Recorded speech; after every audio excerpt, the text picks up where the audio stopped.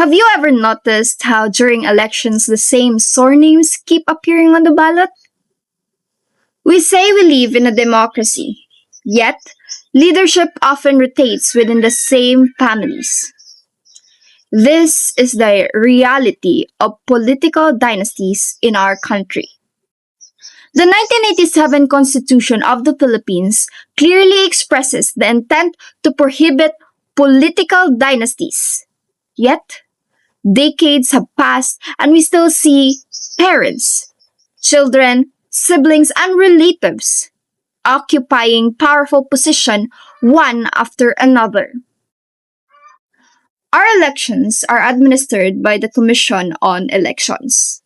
But the choices we see are often limited by familiar last names. Political dynasty is dangerous because it limits opportunities for new, capable leaders. It concentrates power, influence, and resources within a few families.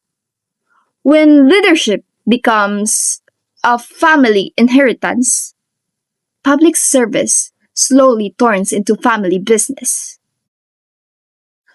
Positions that should be open to all Filipinos become spaces that feel reserved for those who already have a political background and an established surname. This affects us, the youth.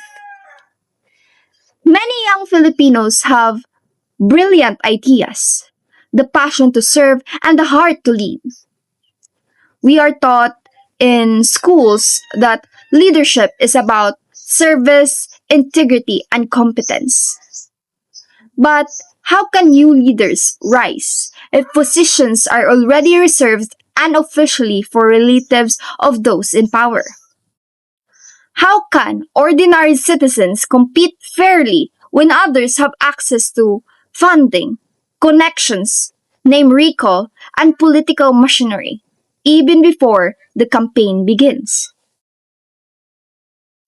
Some may say, if they're qualified, why not let them run? But the issue is not just about qualification. The issue is fairness.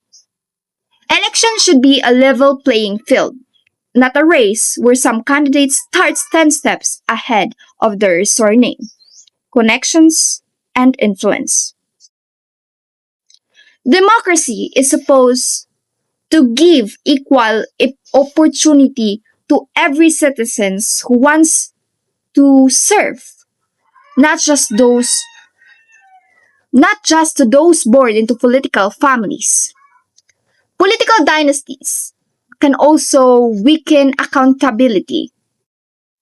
How? When power stays within one family for many years, it becomes harder to question their actions.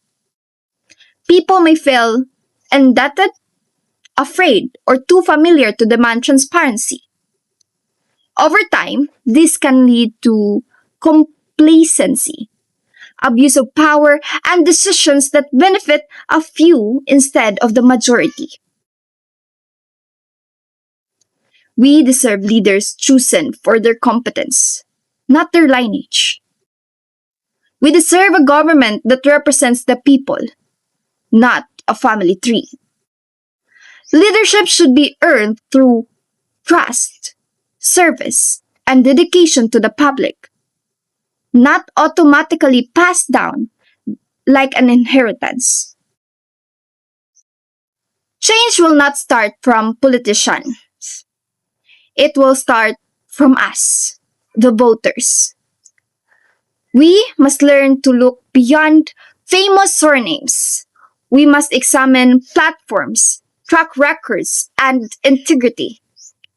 We must ask ourselves if we are voting because of a name we recognize or because of a vision we believe in.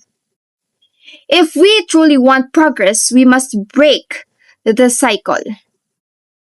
Because democracy should be for everyone, not just for a few families.